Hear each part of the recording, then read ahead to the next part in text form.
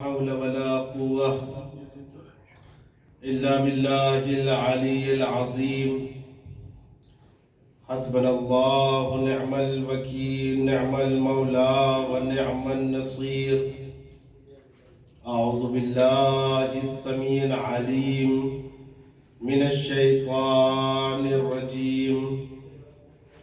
بسم الله الرحمن الرحيم. الحمد لله رب العالمين، والعاقبة للمتقين، والجنة للموحدين، والنار للكافرين. ثم الصلاة والسلام وتحية والإكرام على النبي العربي المكي المدني الهاشمي الأبطحي، سيدنا ونبينا وشفيع ذنوبنا مولانا بالقاسم محمد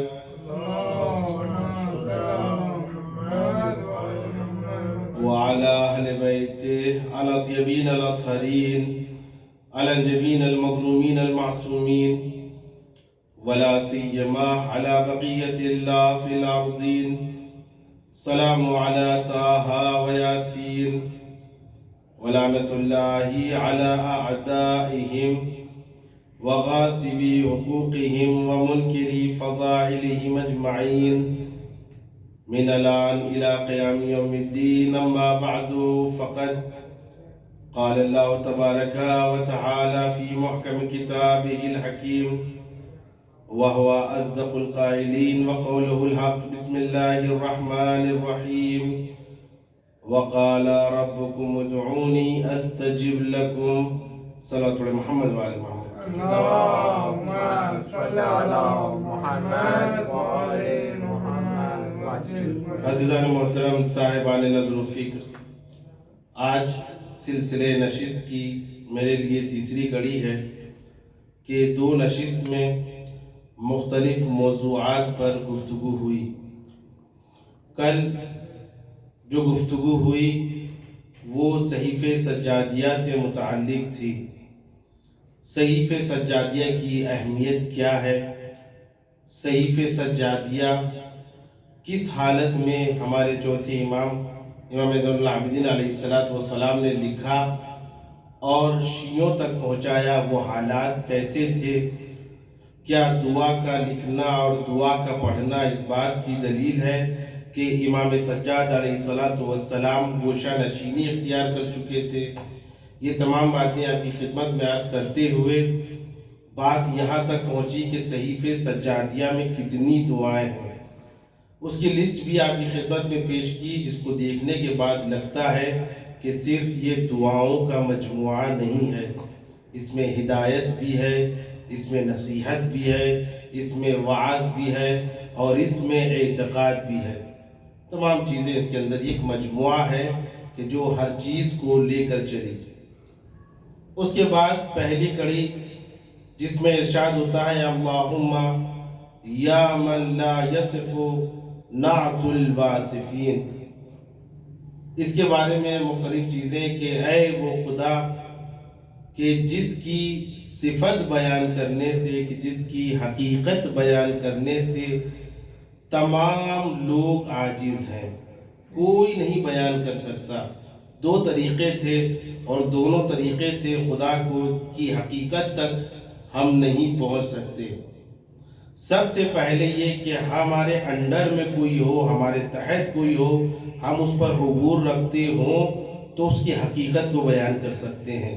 مثال کے طور پر بچے کی حقیقت، اگر میرا بچہ ہے، میری بیٹی ہے، میرا بیٹا ہے، تو ایک باپ اچھے طریقے سے اپنے بچے کی حقیقت کو بیان کر سکتے ہیں کہ اس کو کیا پسند ہے، کیا پسند نہیں ہے، اسے کیا اچھا لگتا ہے، کیا اچھا نہیں لگتا ہے. لیکن خدا کے لیے جب ہم دیکھتے ہیں تو وہ ہمارے انڈر میں نہیں ہے، ہم اس کے انڈر میں ہیں. وہ ذات واجب الوجود ہے اور ہم ممکن الوجود، وہ خالق، ہم مخلوق. اسی لیے ائمہ علیہ السلام نے فرمایا تھا ما عرفناک حق معرفتک. جس طریقے سے تجھے پہچاننا چاہیے ہم لوگوں کو تیری معرفت پیدا نہیں کر پائے. دوسرا طریقہ رابطے کا تھا کہ آپس میں رابطہ کیسا ہونا چاہیے. جب رابطہ ہوتا ہے ایک دوست کا دوست سے تو دوست کی حقیقت کو انسان جانتا ہے.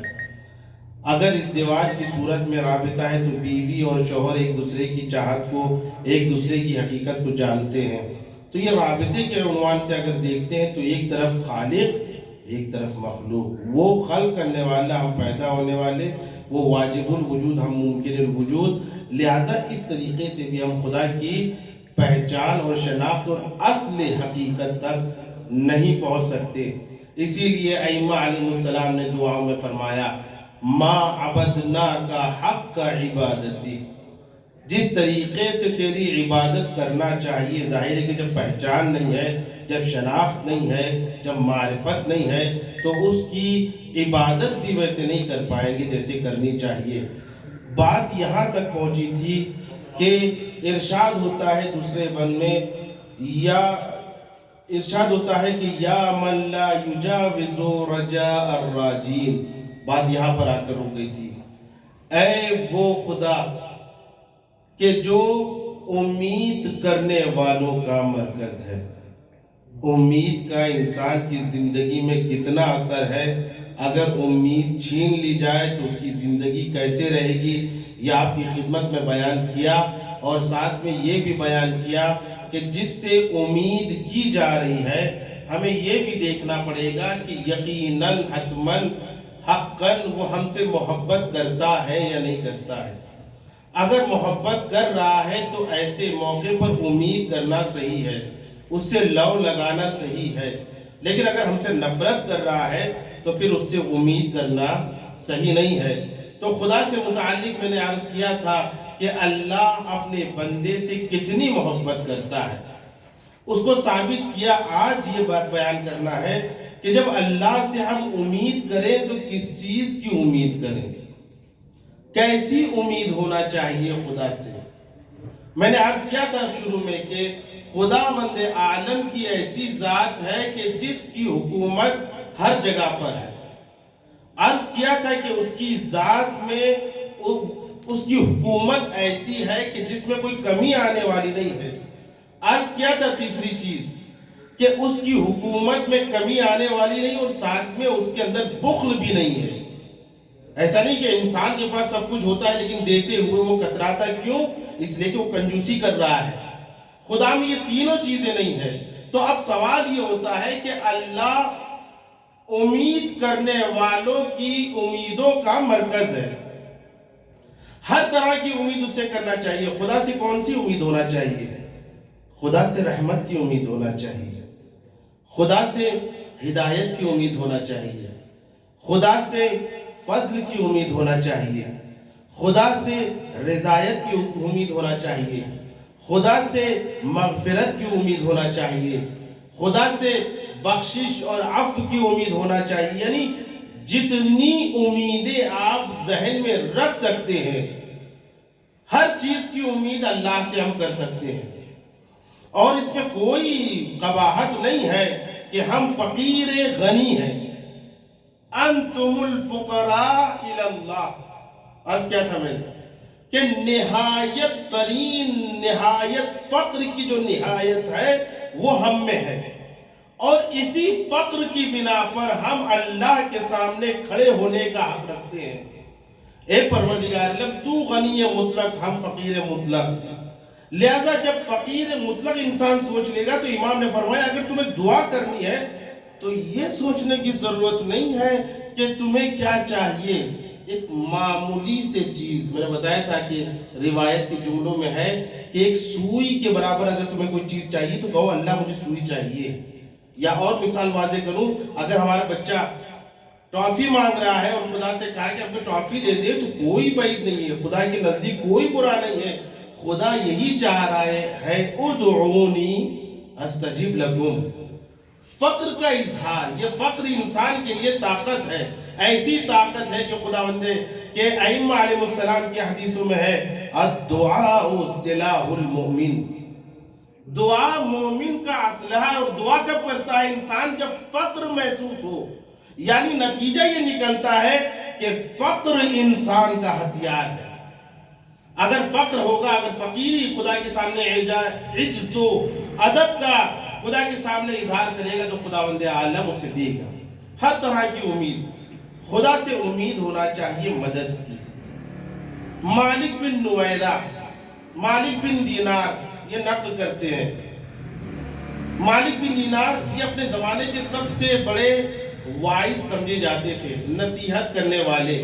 پہلے زمانے میں ہوتا تھا یہ کہ نصیحت کوئی کرتا تھا. ابھی ہمارے ایران میں یہ چیز رائج ہے کہ مجلس کوئی پڑھتا ہے اور اس کے بعد مداحی اور مصائب کوئی اور پڑھتا ہے. تو یہ مالک جو بن دینار ہے یہ ائمہ علیہ السلام کے زمانے میں تھا، لیکن نصیحت بہت اچھی کرتا تھا. یہ نقل کرتے ہیں کہ جب حج کا زمانہ ہوا، یاد رکھیں مدد کی امید اللہ سے ہونا چاہیے. نقل کرتے ہیں روایت کہ میں نے دیکھا جب حج کا زمانہ ہوا، حج کے زمانے میں ہر کوئی جا رہا ہے، جس کے پاس جیسی استطاعت تھی وہ اپنے اعتبار سے سامان سفر باندھ رہا ہے اور جا رہا ہے حج کی طرف. مالک بن دینار کہتے ہیں انہی حاجیوں میں ایک خاتون تھی، لیکن اس کے پاس اتنا پیسہ نہیں تھا کہ وہ اور زیادہ سامان سفر خریدے. اس نے اگر خریدا تو ایک نحیف و لاغر اونٹ خریدا. اب ظاہر ہے کہ جب نحیف و لاغر اونٹ ہے تو سفر بھی ایسا ہونا چاہیے، سامان سفر بھی ایسا ہونا چاہیے جس کو وہ اٹھا سکے. اب محسوس کریں عزیزوں، یہاں پر سامان سفر اس کے پاس تھا لیکن تھوڑا، لیکن خود اونٹ کی کنڈیشن ایسی تھی کہ مالک بن دینار نے کہا کہ ایسا ہے کہ تمہارا اونٹ 2-3 منزل سے زیادہ نہیں چل پائے گا، تھوڑا پیسہ ملا لو اور اس کے بعد ایک اچھا سا تر و تازہ اونٹ لے لو. جیسے ہی یہ سنا اس نے کہا نہیں میرے پاس اتنے پیسے نہیں ہے کہ میں ایک تر و تازہ اونٹ لوں. مالک بن دینار نے کہا اگر ایسا ہے تو مجھ سے کچھ قرض لے لو. نہیں مجھ سے قرض نہیں لینا، میں تمہیں عطا کر رہا ہوں تم مجھ سے لے دو. خاتون نے کہا کہ میں قرض بھی نہیں لے سکتی اور تمہاری بخشش سے مجھے کوئی مطلب نہیں ہے، اس لیے کہ دینے والا خدا ہے. میں جاؤں گی تو اسی اونٹ سے. کہا کہ تمہیں یقین ہے یہ پہنچا دے گا؟ کہا مجھے یقین نہیں ہے لیکن جس کے پاس جا رہی ہوں اس پر پورا اعتماد ہے. غور کیجئے، جس کے پاس جا رہی ہوں اس پر پورا اعتماد ہے. میرا کام، میں نے عرض کیا تھا السعی منا والاتمام من اللہ، ہمارا کام کوشش کرنا ہے، آگے راہ کو فراہم کرنا دینا اللہ کا کام ہے. کہ مجھے یقین نہیں ہے مگر جس کے پاس جا رہی ہوں اس پر پورا اعتماد ہے کہ میں جاؤں گی.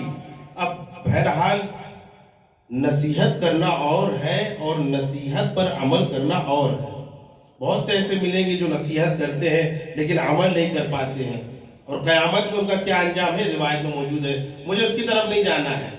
مالک بن دینار ہے لیکن اس کے ساتھ لگے ہوئے ہیں. 2 منزل ہوئی تھی. منزل کا مطلب یہاں پر آرام ہوتا ہے، استراحت ہوتا ہے، نماز ہوتی ہے، کھانا ہوتا ہے، جو بھی آپ اس کو سمجھ لیجیے زمانے کے لحاظ سے. ابھی 2 منزل ہوئی تھی کہ اونٹ نے جواب دے دیا اور بیٹھ گیا. امید کرے اللہ سے مدد کی. اپنے سامان سفر کے ساتھ وہ اونٹ بیٹھ گیا. چاہے جتنا لوگوں نے کوشش کی مگر وہ اونٹ اپنی جگہ سے نہیں ہلنا ہے. مالک بن دینار نے کہا دیکھا میں نے کہا تھا نا کہ تم کسی سے پیسہ لے لو، میں نے کہا تھا نا ایسا کرو. اب سارے لوگ اپنے لحاظ سے جمع ہو گئے، مختلف لحاظ سے مختلف الفاظ سے اس کو ٹوکنے لگے. مگر وہ خاتون ہے جو ایک مرتبہ آسمان کی طرف دیکھ رہی ہے اور کہہ رہی ہے خداوند عالم سے، ایک صلاۃ پڑھے محمد و آل محمد پر.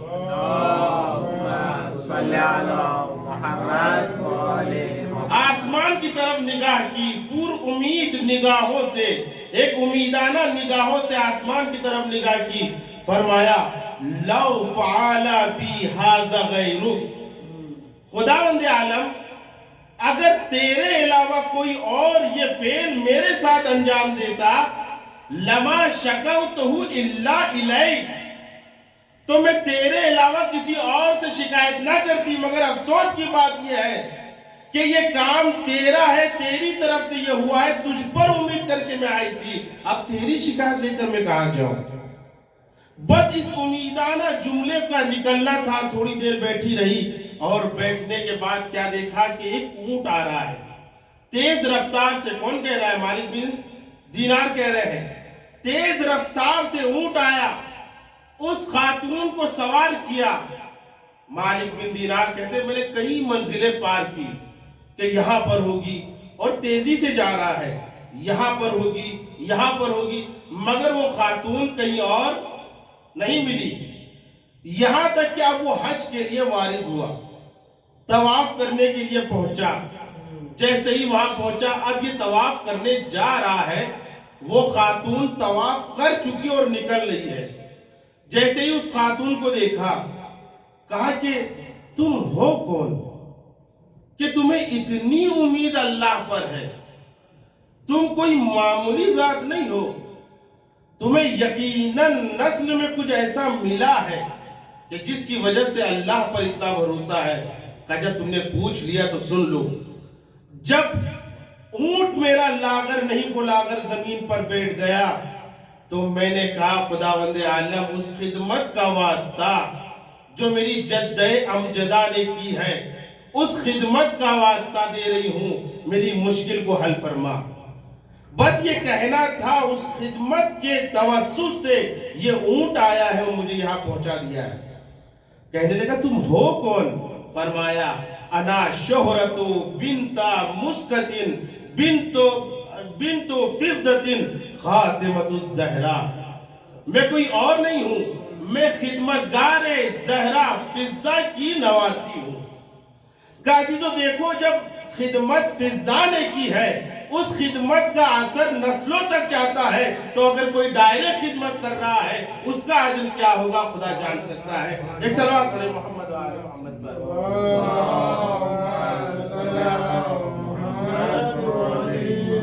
عزیزو محسوس کریں، یہاں پر اللہ سے امید ہے اور ساتھ میں توسل ہے، یعنی دونوں چیزیں چاہیے کہ انسان دونوں چیزوں کو لے کر چلے۔ توسل بھی ہونا چاہیے اور ساتھ میں خدا سے امید بھی ہونا چاہیے۔ یہ تھی امید کی مثال کہ امید اللہ سے مدد کی امید ہے۔ دوسرے، ہر انسان جتنے بھی ہم لوگ ہیں، کم سے کم اللہ سے دو امید ضرور رکھنی چاہیے۔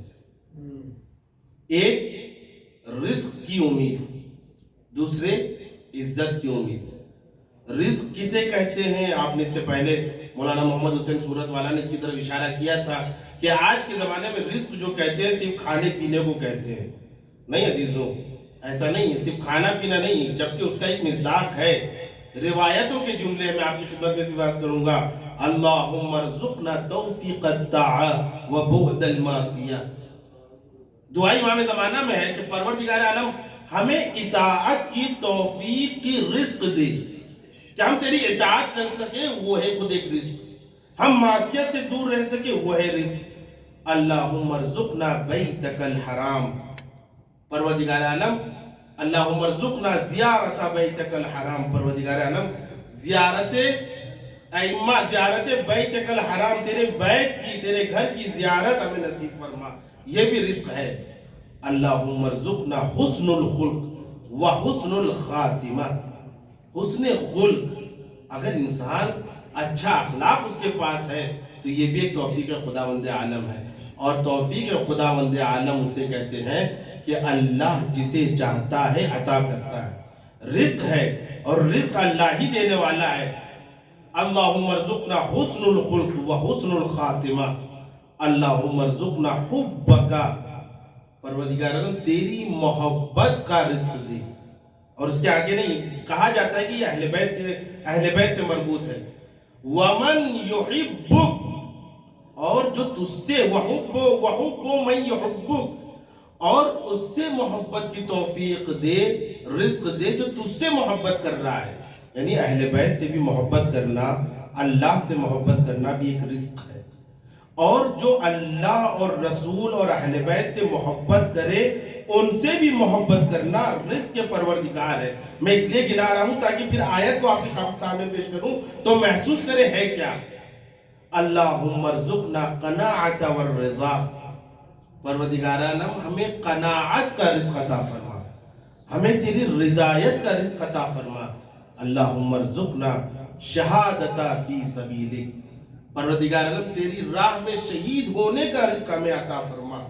اب مورد بحث جو ہماری ہے, اللہم ارزقنا رزق, اللہم ارزقنا الرزق الحلال الطیب, حلال الطیب وبارک لنا فی. پروردگار عالم ہمیں رزق حلال پاک و پاکیزہ رزق عطا فرما اور اس میں برکت عنایت فرما. یہ جو ہمارے سامنے کے رزق ہے اس کے بارے میں کیوں اتنی باتیں پیش کر رہا ہوں. یعنی ایک مراد یہ بھی ہے رزق کا, اس لیے کہ صرف رزق کا اللہ سے امید ہونا چاہیے. کیوں؟ قرآن میں ارشاد ہوتا ہے وَاللَّهُ يَرْزُقُ مَن يَشَاءُ بِغَيْرِ الْحِسَابِ. اللہ جسے چاہتا ہے بغیر حساب رزق عطا کر دیتا ہے. اب وہ چاہے جیسی بھی رزق کو آپ خود محسوس کریں. نماز شب بھی ایک توفیق ہے, رزق کے پروردگار ہے. اللہ جسے چاہتا ہے بغیر حساب دے دیتا ہے. رزق جو کھانے پینے سے ابھی مربوط ہے, یاد رکھیں عزیزوں, یہ رزق کے پروردگار ہے اور اللہ ہی دینے والا ہے, کوئی بندہ نہیں دے گا اسے. لہذا غیروں کے سامنے ہاتھ پھیلانے سے بہتر یہ ہے کہ اس کے سامنے ہاتھ پھیلایا جائے کہ جو خود دینے والا ہے, جو منبع و ماخذ ہے. لیکن عزیزوں آج کی جوان, ہمارے بزرگ افراد تو بہتر جانتے پہلے انہوں نے کیسے مشقتیں کی, اور آج کے جوان کیا ہوتا ہے کہ ہر چیز میں ایک راستہ ڈھونڈتے کہ بس شارٹ میں ہم پہنچ جائیں وہاں پر. حقیقتاً یقیناً اور حتماً یہ چیز ہے کہ ہر انسان کا رزق لکھ دیا گیا ہے. ہر انسان کا رزق لکھ دیا ہے. مثال کے طور پر میرا رزق لکھا ہوا ہے کہ میں پورے سال میں 1 کروڑ روپیہ خرچہ کروں گا, مثال دے رہا ہوں, تو وہ مجھے خرچہ کرنا ہی ہے چاہے جیسے ہو. میرے نصیب میں اگر لکھا ہے کہ 1 ارب سے زیادہ مجھے دانے کھانے ہیں تو وہ میں کھا کے رہوں گا چاہے جیسے ہو. یہ انسان کے مقدر میں لکھ دیا گیا ہے. لیکن مسئلہ یہ ہے کہ یہ رزق حلال خدا نے لکھا ہے, لیکن انسان کی جلد بازی اسی حلال کو حرام میں بدل دیتی ہے, اسی حلال کو حرام میں بدل دیتی ہے. ہمارے پہلے امام غالب کل غالب علی ابن ابی طالب علیہ السلام کا زمانہ ہے. اللہم صلی علی محمد وآل محمد. آپ نماز کے لیے نکلے, اب جب مسجد کے پاس آتے ہیں تو گھوڑے کی مہار ایک شخص کو دیتے ہیں. اس زمانے جیسے پارکنگ ہوتی ہے ویسے گھوڑے کی مہار دے دیتے ہیں. یہ پکڑو میں آ رہا ہوں نماز پڑھ کر. اب اس نے مہار کو پکڑا, مولا کائنات نماز پڑھ کر نکلے. اب چاروں طرف دیکھ رہے, گھوڑا تو ہے, اس کی مہار نہیں ہے, لجام فرس نہیں ہے. چاروں طرف دیکھ رہے, اس میں جناب سلمان یا جناب قمبر آگے بڑھے, مولا خیریت تو. کہا کہ میں نے ایک شخص کو مہار دیا تھا اور کہا تھا یہ پکڑے رہو, لیکن گھوڑا تو ہے لیکن مہار فرس نہیں ہے, لجام فرس نہیں ہے. جناب سلمان یا جناب قمبر باہر جاتے ہیں, ڈھونڈتے ہیں کہ کہاں پر ہے. دیکھا ایک دکان پر لٹکا ہوا ہے, وہ بیچ رہا ہے. کہنے لگا کہ یہ کس نے دیا؟ کہ ایک شخص آ کے ابھی فروخت کر کے گیا ہے, بیچ کر گیا ہے. کہا تم جانتے ہو یہ کس کا ہے؟ کہا نہیں مجھے نہیں معلوم, صاحب معاملہ نے مجھ سے معاملہ کیا, میں نے دیا, اس سے پیسہ لیا اور دے کے چلا گیا. کہا کہ یہ کسی اور کا نہیں, میرے مولا علی بن ابی طالب علیہ السلام کا ہے.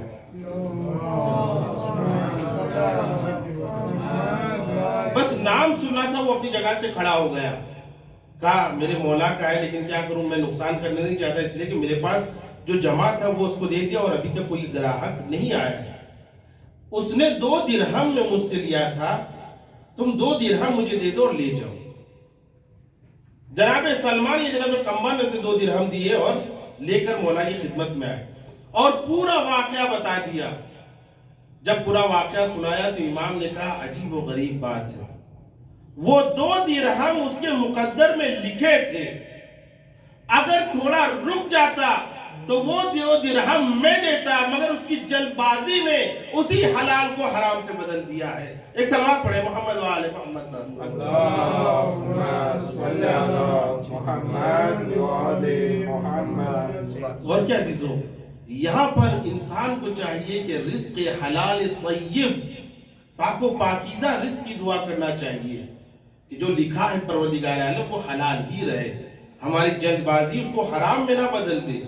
دوسری چیز عزت، تعز من تشاء وتذل من تشاء بیدک الخیر، پروردگار عالم تو جسے چاہتا ہے عزت دیتا ہے اور تو جسے چاہتا ہے ذلیل کرتا ہے، تیرے خیر ہاتھوں میں ہے۔ تو عزت دینے والا سوائے خدا کی کوئی اور نہیں ہے۔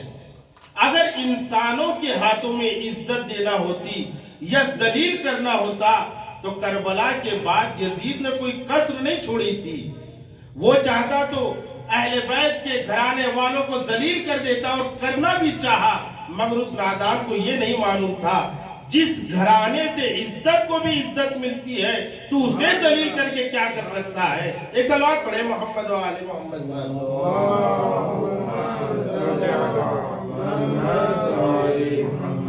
تو عزت اللہ دینے والا ہے، ہر انسان کو ہدایت اللہ دینے والا ہے۔ ہدایت کی امید اللہ سے ہونا چاہیے، عزت کی امید اللہ سے ہونا چاہیے، نعمت کی امید اللہ سے ہونا چاہیے۔ یہ تمام چیزیں میں صرف ایک واقعے میں جو بہار الانوار میں امام صادق علیہ السلام سے منقول ہے کہ بنی اسرائیل میں ایک مرتبہ قحط پڑا، نہایت عجیب و غریب قحط تھا، لوگ دعائیں کر رہے ہیں مگر دعائیں قبول نہیں ہو رہی ہے۔ محسوس کریں عزیزوں، یہاں پر لوگ نبی کے پاس آئے، جناب موسیٰ کے پاس آنے کے بعد ان سے پوچھا کہ ہم نے اتنی دعائیں کی مگر بارش نازل نہیں ہو رہی ہے۔ جناب موسیٰ نے کہا اچھا ایسا ہے تو اب میں جیسے بتاؤں ویسے دعا کروں۔ اب بتائیے، نبی اگر کسی کو نسخہ بتائے اور وہ کارگر ثابت نہ ہو ہی نہیں سکتا، مگر اللہ کو کوئی پیغام دینا تھا۔ کہا اب میں جیسے بتا رہا ہوں ایسا کرو کہ تم بچوں کو الگ کر دو، بیویاں الگ ہو جائے، شوہر الگ ہو جائے، مائیں الگ ہو جائے، بیٹے الگ ہو جائے، سب الگ ہو جائے، جانوروں کو بھی الگ کر دو ان کی جانور ان کے ماں باپ سے۔ یہاں پر ویسا ہی کیا گیا، اب دعا کر رہے ہیں مگر پھر بھی بارش نازل نہیں ہوئی۔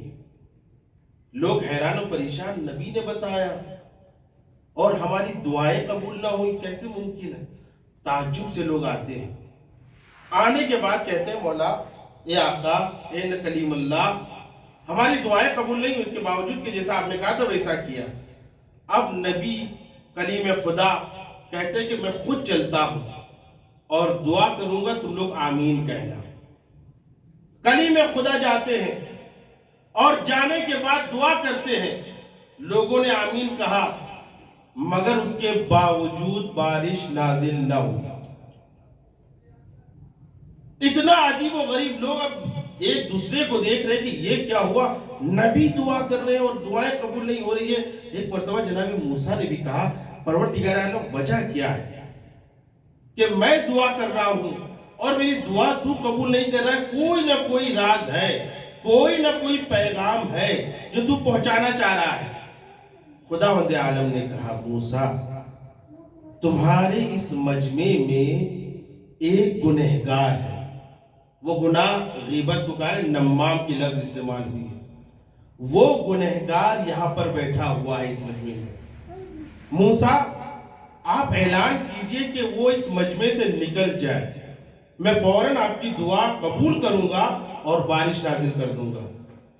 دیکھیں تینوں چیز جو آپ سوچ سکتے ہیں، یہاں پر ہدایت بھی ہے، یہاں پر اللہ کی نعمت بھی ہے، یہاں پر اللہ کی مغفرت بھی ہے۔ اللہم اغفر لی الذنوب التي تحبس الدعاء، یہاں پر کوئی ایسا گناہ تھا جو دعا کو روکے ہوئے تھا، دعا کو قبول نہیں ہونے دے رہا تھا۔ اللہم اغفر لی الذنوب التي تنزل البلاء، یہ گناہ ایسا تھا، نمامی یا غیبت، کہ جس کی وجہ سے یہ قحط نازل ہوا تھا۔ اللہم اغفر لی الذنوب التي تقطع الرجاء، ایسا گناہ پروردگار عالم ہمارا معاف کر دے کہ جس سے امیدیں ختم ہو جاتی ہے۔ اب یہاں پر تینوں چیزیں یہاں پر موجود ہے، بلا بھی یہاں پر نازل ہوئی تھی، دعائیں بھی قبول نہیں ہو رہی تھی، اور کوئی تھا جو نا امید تھا اللہ سے۔ جیسے ہی جناب موسیٰ نے اعلان کیا کہ اس مجمع میں ایک نمام ہے، غیبت کرنے والا ہے، کہ جس کی وجہ سے مجھ نبی کی بھی دعا اللہ قبول نہیں کر رہا ہے، تحبس الدعا، اللہ میری دعاؤں کو قبول نہیں کر رہا ہے، تو لوگوں نے کہا کیا کریں؟ کہا کہ شرافت سے وہ اس مجمع سے اٹھ جائے، فوراً بارش نازل ہو جائے گی۔ مگر عزیزوں روایتوں کے جملے ہیں، ابھی نہ کوئی مجمع سے باہر گیا اور نہ کوئی مجمع میں داخل ہوا، جناب موسیٰ نے یہ اعلان کیا اور کوئی نہ باہر گیا نہ اندر آیا، فوراً بارش نازل ہونے لگی۔ ابھی تک جو لوگ دعا قبول نہ ہونے پر تعجب کر رہے تھے، اب تعجب کی بات اس سے زیادہ تعجب کرنے لگی کہ دعا قبول ہو گئی، جبکہ نہ کوئی مجمع سے باہر گیا نہ مجمع میں کوئی آیا۔ ایک مرتبہ لوگوں نے پوچھا یا نبی اللہ یہ کیا ہوا، نہ کوئی گیا ہے نہ کوئی آیا ہے اور آپ کی دعا بھی قبول ہو گئی، یہ اعلان کیسا تھا؟ ایک مرتبہ جناب موسیٰ نے خدا سے کہا پروردگار عالم اب تو میری عزت داؤ پر لگ گئی ہے۔ جناب موسیٰ سے خدا نے کہا موسیٰ جب تم نے یہ اعلان کیا کہ ایک گنہگار ہے اس مجمع سے چلا جائے، خدا فوراً بارش نازل کرے گا۔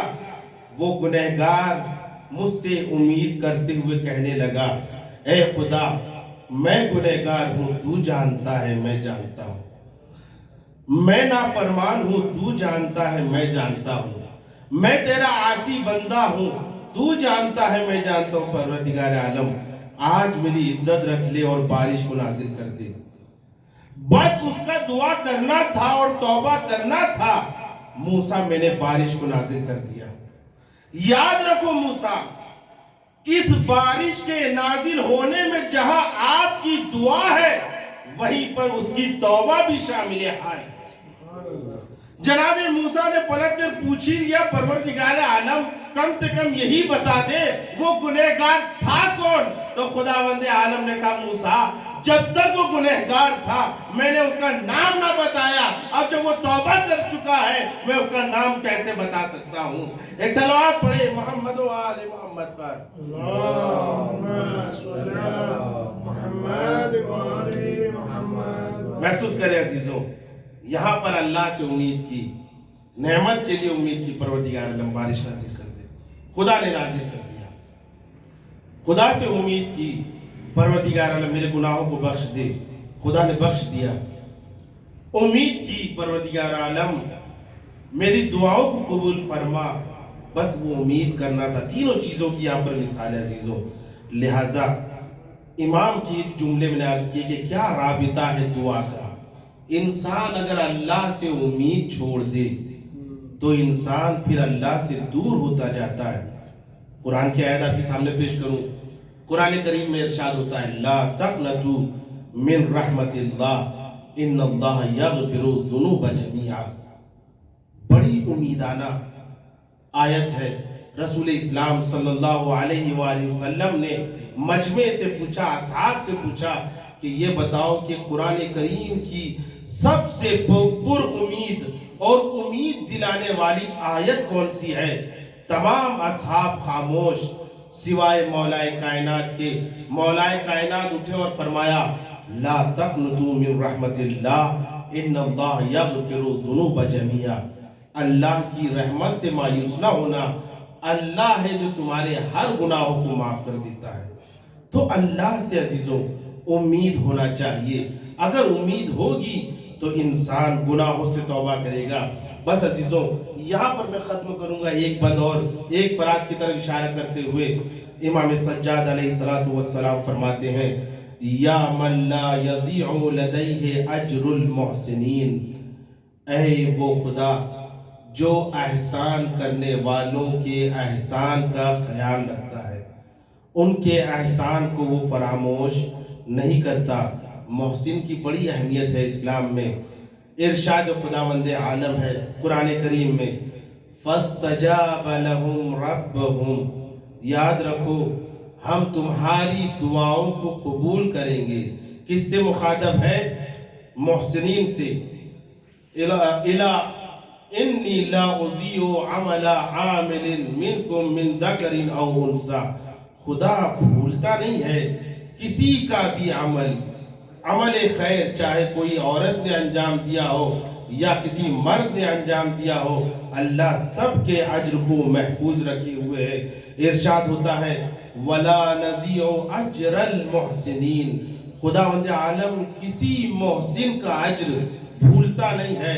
وَاصْبِرْ فَإِنَّ اللَّهَ لَا يَضِيعُ أَجْرَ الْمُحْسِنِينَ، خداوند عالم بے شک کسی بھی احسان کرنے والے کا اجر فراموش نہیں کرتا ہے۔ ہاں عزیزوں، اسی بات پر میں ختم کروں گا کہ ایک مرد ہے اور ایک عورت ہے، مومن ہے۔ یاد رکھیں عزیزوں، انسان پر جب مصیبت کا وقت آتا ہے تو لوگ یہ سمجھتے ہیں کہ مصیبت آئی ہے، دروازہ بند ہو گیا ہے، لیکن جسے اللہ پر امید ہوتی ہے وہ ایک دروازہ بند نہیں دیکھتا، وہ دیکھتا ہے ایک دروازہ بند ہے، لیکن اللہ پر جب امید کرتا ہے دیکھتا ہے کہ ایک تو بند ہوا ہے لیکن ساتھ میں 10 دروازے اس نے کھول دیے ہیں۔ امید شرط ہے، بھروسہ شرط ہے، توکل علی اللہ شرط ہے۔ یہاں پر بہت سے ایسا مقام آتا ہے انسان ٹھوکر کھاتا ہے، لیکن بعض موقع پر ایسا ہوتا ہے کہ انسان یہ سوچتا ہے کہ لگتا ہے اب میری نیا ڈوب گئی، اب میں اٹھنے والا نہیں ہوں۔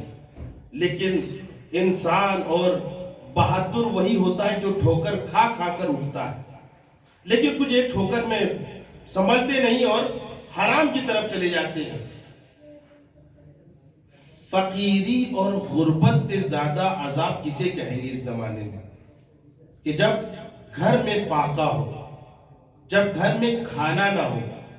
اسی لیے مولائے کائنات غالب کل غالب علی ابن ابی طالب علیہ السلام سے پوچھا گیا کہ ایک طرف آپ علم دینے کی بات ہو، کون کس سے ہو رہا ہے؟ سلونی سلونی قبل ان تفقدونی، اس سے پہلے کہ میں جدا جو پوچھ لوں۔ علم دینے کی بات ہو، ایک طرف علم دینا ہو اور ایک طرف فقر دور کرنا ہو، تو آپ کون سا فعل انجام دیں گے؟ اب بتائیے، مولا سے زیادہ کوئی حکیم ہو سکتا ہے؟ امام نے فرمایا میں سب سے پہلے فقر کو دور کروں گا۔ آپ اپنی زندگی میں دیکھیے کہ جس کے اقتصادی حالات اچھے ہوتے ہیں وہ بہت آگے تک پڑھ لیتا ہے، لیکن جس کے اقتصادی حالات اچھے نہیں ہوتے ہیں بہت ذہین ہوتا ہے، لیکن اس کے باوجود آگے تک نہیں پڑھ پاتا ہے، اس لیے کہ الجھ کے رہ جاتا ہے انہی چیزوں میں۔ بتائیے غربت سے زیادہ کیا عذاب ہوگا؟ ایک مرد ہے، مومن اور عورت ہے، جسے غربت کا سامنا ہے، مگر اللہ محسنین اور امید کرنے والوں کو نہیں بھولتا ہے۔ وہ مرد و عورت ہمیشہ وہ دعا کرتا ہے پروردگار عالم مجھے رزق حلال دے اور اتنا دے کہ میں لوگوں کو دے سکوں۔ دیکھیں کبھی کبھی انسان یہ ہوتا ہے مجھے دے، تو ظاہر ہے جتنا آپ کو ضرورت ہے اتنا ہی اللہ آپ کو دے گا، لیکن دعا کا طریقہ یہ ہوتا ہے کہ اے پروردگار عالم اتنا دے کہ میں لوگوں کی مدد کر سکوں، تو خداوند عالم اتنا دے دے گا کہ جگہ جگہ پر آپ مدد بھی کریں گے اور اپنے ہاتھوں سے مدد کریں گے۔ یہاں پر دونوں دعا کرتے ہیں، اور ایسا نہیں کہ فقر ہے اور ان کو کوئی کام نہیں، وہ کام بھی کر رہے ہیں مگر معمولی سے کام مل رہا ہے۔ ساتھ میں یہ بھی ہے کہ ایسے ایسے آفرز آ رہے ہیں ان کے پاس کہ جو حرام کی طرف لے جا رہے ہیں۔ انہوں نے کہا کہ ہم کو اللہ پہ بھروسہ ہے، ہم کو اللہ پہ بھروسہ ہے، لیکن عزیزوں ہوا یہ کہ ایک مرتبہ خواب میں فرشتہ آتا ہے، مرد کے خواب میں آنے کے بعد کہا کہ خداوند عالم نے تمہاری دعا کو قبول کر لیا، تمہاری امید کو دیکھ کر اور تمہارے اللہ سے لو لگانے کو اور اس کے سامنے اضطراب کو دیکھ کر تمہاری دعا قبول ہے، لیکن مسئلہ یہ ہے کہ اللہ نے تمہاری جو زندگی ہے آدھی زندگی امیری کی رکھی ہے اور آدھی زندگی غربت کی رکھی ہے۔ اب یہ بتاؤ کہ تمہیں پہلے غریب بننا ہے یا پہلے امیر بننا ہے؟ مثال کے طور پر اگر تمہاری 30 60 سال کی زندگی ہے تو 30 سال تم امیر رہو گے، 30 سال غریب رہو گے. لیکن اللہ نے تمہیں اختیار دیا ہے کہ پہلے تم غریب رہو یا پہلے تم امیر رہو. اس شخص نے کہا کہ مسئلہ یہ ہے کہ میں اپنی بیوی سے پوچھ کے بتاؤں گا. ہمارے یہاں پر لوگ ممبروں سے بیان کرتے ہیں اور کہتے ہیں بعض لوگ کہ عورتوں سے مشورہ نہیں کرنا چاہیے. لیکن عزیزوں، حدیث کی صحیح شرح نہیں کی گئی ہے، حدیث کو صحیح بتایا نہیں گیا ہے. عورتوں سے مشورہ نہایت ضروری ہے اور عورتوں سے مشورہ نہیں کرنا چاہیے، دونوں حقیقت ہے. لیکن حقیقت یہ ہے کہ عورتوں سے ان امور میں جس میں خود وہ وارد ہو، جس میں وہ خود جانتی ہو، اس میں مشورہ ضروری ہے. گھر کے حالات میں مشترک زندگی ہے، بچے کی تربیت مشترک ہے، بچے کو کون سی اسکول میں بھیجنا ہے مشترک ہے، ہمارا گھر کیسا ہونا چاہیے مشترک ہے، ہمیں کہاں پر جانا چاہیے مشترک ہے. دونوں کا ایک دوسرے سے مشورہ کرنا ضروری ہے. یہاں پر ایسا نہیں کہ مشورہ نہیں کریں گے. لیکن جہاں پر اب ہمارے گھر میں ایک بیوی رہتی ہے مثال کے طور پر، اور اسے نہیں معلوم بزنس کیسے کیا جاتا ہے، اس سے پوچھے میں وہاں پر انویسٹ کروں یا نہیں کروں، کہا نہیں وہ اس میں وارد نہیں ہے لہذا. لیکن اگر وارد ہو، اسلام نے کہا نہیں، اس سے مشورہ کرو. لہذا جیسے قرآن کی شان نزول ہوتی ہے، قرآن جب آیت نازل ہوئی، ہر ایک کی آیت کی ایک وجہ ہوتی ہے، ویسے حدیث کے لیے بھی ہے کہ حدیث امام نے کس سے فرمائی ہے، سوال کرنے والا کیا سوال لے کر آیا ہے، سوال کرنے والے کی کنڈیشن کیا ہے اور کس عالم میں سوال کرے، اس کے بعد ایک حدیث کو بیان کیا جاتا ہے. یہ حدیث ہے. لیکن ایک مرتبہ لے لیا حدیث میں کہ عورتوں سے مشورہ نہیں کرنا چاہیے. تو عزیزو ایسا نہیں ہے، مشورہ کریں لیکن جو اس میں وارد ہو. اب وہ شخص کہتا ہے میں اپنی بیوی سے پوچھ کے بتاؤں گا، اس لیے کہ غریب یا امیر مجھے اکیلے نہیں رہنا ہے. میری بیوی کو بھی اگر رہنا ہے تو وہ بھی غریب رہے گی، میری بیوی بھی ہے تو وہ بھی امیر رہے گی. لیکن صبح نمودار ہوتی ہے. جیسے ہی صبح نمودار ہوئی، اس نے اپنے خواب کو بیان کیا. بیوی تھی چالاک، کہنے لگی ایسا کریں کہ اس فرشتے سے کہہ دیجئے کہ پہلے ہم امیری کی زندگی بسر کریں گے. کہا اچھا. اب جب خواب میں جیسے ہی سویا، خواب میں وہ فرشتہ آتا ہے. آنے کے بعد کہا کہ تم نے کیا فیصلہ کیا؟ کہ ہمارا فیصلہ یہ ہوا کہ پہلے ہم امیر رہیں گے، اور اس کو مدت بتا دی کہ تمہاری یہ مدت ہے. جیسے ہی آنکھ کھلتی ہے، گھر میں ہیرے جواہرات اور دیگ بنے ہوئے پورے جواہرات سے بھرا ہوا ہے، بس یہاں پر ملنا تھا. اب امیری کے دن شروع ہو گئے. لیکن بیوی تھی چالاک. عزیزوں یہ بھی یاد رکھیں کہ جب شادی کرنا ہے تو دیکھ کر شادی کریں. شادی سے پہلے جتنی تفتیش کر سکتے ہیں، جتنی تحقیق کر سکتے ہیں کر لیجئے. اس کے بعد شادی کے بعد کسی کو حق نہیں ہے کہ وہ اپنی بیوی کو کوسے یا اس کو برا بھلا کہے. اسلام نے آپ کو آزاد رکھا ہے. یہاں پر جیسے ہی صبح نمودار ہوئی، بیوی تھی چالاک. اب جیسے ہی پیسہ ہے، اسے یقین ہے، بھروسہ ہے، اللہ پر اعتماد ہے، دینے والا خداوند عالم ہے اور کہنے والا بھی خداوند عالم ہے کہ 30 سال امیر رہنا ہے تو رہیں گے. اب اس کے بعد جیسے ہی پیسہ آیا، کبھی اس مسجد میں دے دیا، پیسہ آیا یتیموں پہ خرچ کر دیا، پیسہ آیا اس ادارے میں خرچ کر دیا، پیسہ آیا فلاں ادارہ بنا دیا، جتنا ہو سکا خرچ کرتی رہی. اور شوہر سے بھی کہتے رہی خرچ کرتے رہو، اس لیے کہ غربت آنے والی نہیں ہے. یہاں تک کہ 30 سال آدھی عمر اس کی گزر گئی. اب وہ سوتا ہے. ظاہر ہے کہ امیری کے بعد غربت ہر انسان کے لیے سخت ہوتا ہے. اسے نیند نہیں آ رہی ہے، مگر بیوی ہے جو نہایت اطمینان سے سو رہی ہے. اب وہ سو گئی، اس کو بھی دلاسا دیا سو جائیے. اب وہ جیسے ہی سوتا ہے، فرشتہ آتا ہے. آنے کے بعد کچھ کہنا چاہتا ہے، وہ شخص کہتا ہے رک جاؤ، مجھے معلوم ہے یہی کہنا چاہ رہے ہو نا، تمہارے امیری کے دن ختم ہو گئے اور غربت کے دن شروع ہو گئے. تو فرشتے نے کہا نہیں، میں کوئی اور پیغام لے کر آیا ہوں. کہا پھر کیا پیغام لے کر آئے ہو؟ کہا اللہ نے تمہاری آدھی زندگی امیری کی رکھی تھی اور آدھی زندگی غریبی کی رکھی تھی، مگر تمہاری امیری کی زندگی میں جو تم نے عطا کیا ہے، جو تم نے سخاوت کی ہے، ان عطاؤں اور سخاوت کو دیکھ کر اللہ نے آدھی غریبی کی زندگی بھی امیری سے بدل دی ہے. ایک صلوات پڑھے محمد و آل محمد پر. اللہم صلی علی محمد محمد وآل محمد. غور کریں عزیزوں، ان اللہ لا نضیع اجر المحسنین، احسان کرنے والوں کو اللہ بھولتا نہیں ہے. اس نے احسان پر احسان کیا، سخاوت پر سخاوت کی. لوگ یہ کہتے ہیں کہ عطا کرنے سے کم ہو جاتا ہے، مگر اس واقعے سے پتہ چلتا ہے کہ آدھی غربت کی زندگی بھی اسی عطاؤں کی وجہ سے، اسی سخاوت کی بنا پر وہ امیری سے بدل گئی. ان اللہ لا نضیع اجر المحسنین، اللہ کسی محسن کے اجر کو فراموش نہیں کرتا. اور لوگوں نے بھی یہی کہا، پیغمبر اسلام کے پاس آئے اور آنے کے بعد کہا آپ کو ہم کچھ اجر دینا چاہ رہے ہیں.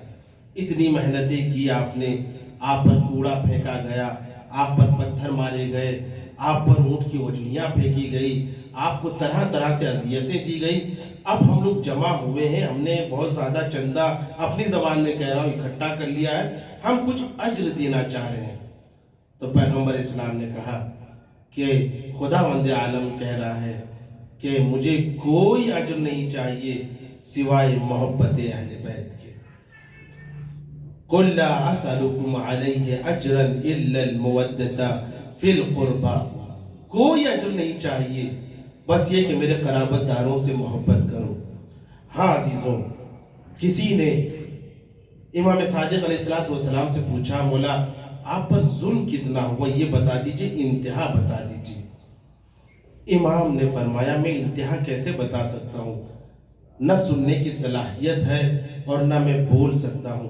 بس اتنا جان لو کہ پیغمبر اسلام نے قرآن کی آیت کی تلاوت کی اور کہا کہ ہمارے قرابت داروں سے محبت کرو، اور جگہ جگہ پر حدیثیں بیان کی، میرے حسن کو پہچانو اس سے محبت کرو، میرے حسین کو پہچانو اس سے محبت کرو.